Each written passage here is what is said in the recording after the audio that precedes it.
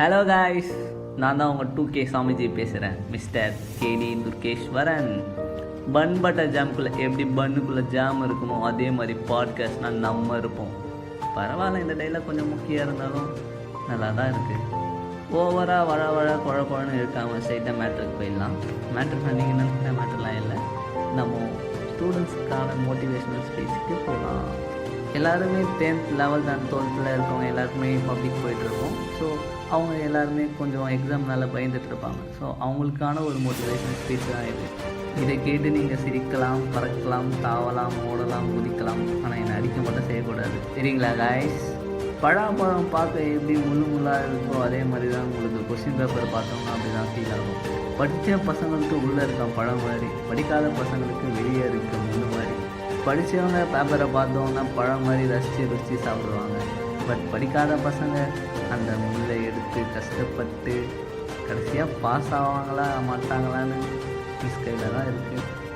படித்தது எதுவும் வரலன்னா அதை நினச்சி நீங்கள் ஃபீல் பண்ணாதீங்க. உங்களுக்கு தெரிஞ்சதை எழுதுங்க, ஆனால் பாட்டு மட்டும் எழுதாதீங்க. அப்படி போடு இப்படி போடுன்னு அப்புறம் நம்மளுக்கு போட்டுருவாங்க. நல்லா எழுதுங்க, பார்த்து எழுதுங்க.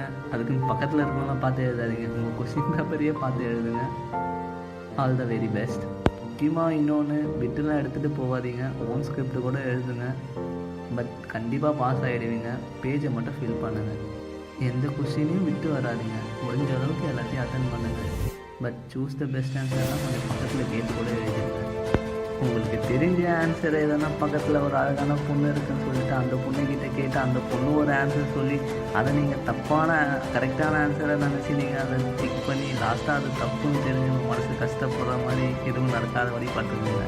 ஏன்னா எனக்கு அந்த மாதிரி நடந்திருக்கு. முக்கியமாக எந்த பொண்ணையும் நம்பி எக்ஸாம் அதில் போய் உட்காந்துடாதீங்க. உட்காந்தா லாஸ்ட்டில் நான் சொல்கிறதுக்கு ஒன்றும் இல்லை, நீங்களே புரிஞ்சுப்பீங்க. பயப்படாதீங்க, ஸ்ட்ரெஸ் ஆகாதீங்க, கூலாக இருங்க, ஜாலியாக இருங்க, போங்க, என்ஜாய் பண்ணுங்கள், வாங்க, கொஸ்டின் பேப்பரை பாருங்கள். முடிஞ்சால் பக்கத்தில் இருக்கிற பொண்ணு நம்பர் கூட வாங்கிட்டு வாங்க, தப்பே இல்லை.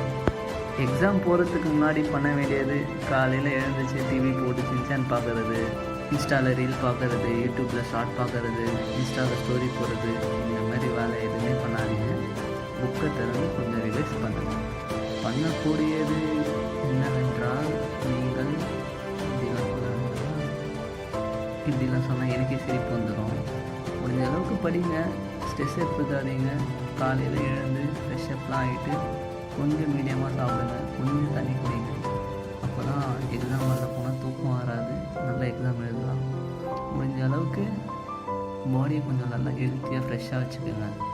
All the very best. நல்லா பண்ணுங்கள், எக்ஸாம் நல்லா பண்ணுவீங்க, எனக்கு அந்த நம்பிக்கை இருக்குது. என் ஆடியோ கேட்ட எல்லாருமே எக்ஸாம் எல்லாமே சூப்பராக பண்ணுவீங்கன்ற நம்பிக்கை எனக்கு இருக்குது. சப்போஸ் பண்ணலைன்னா கூட நம்ம ஆல் பாஸ் ஆகிடலாம். அது எப்படி ஏன்லாம் கேட்காது, நம்பிக்கை தான். உங்கள் மேலே எனக்கு நம்பிக்கை இருக்குது, நீங்கள் எல்லாருமே பாஸ் ஆகிடுவீங்கன்னு. So all the very best. Thank you. இவ்வளோ நேரம் என் வாய்ஸை கேட்டு என் ஆடியோ கேட்டு நீங்கள் இருந்தது. So thank you so much. And next பாட்காஸ்ட்டில் பார்க்கலாம். ஸோ நெக்ஸ்ட்டு என்ன டாபிக் கூட வரன்றது எனக்கு தெரியல. உங்களுக்கு யாரெல்லாம் எதனா தெரிஞ்சதுன்னா என் இன்ஸ்டாவில் டிஎம் பண்ணுங்கள், நான் உங்களுக்காக போடுறேன். தேங்க்யூ, பாய்.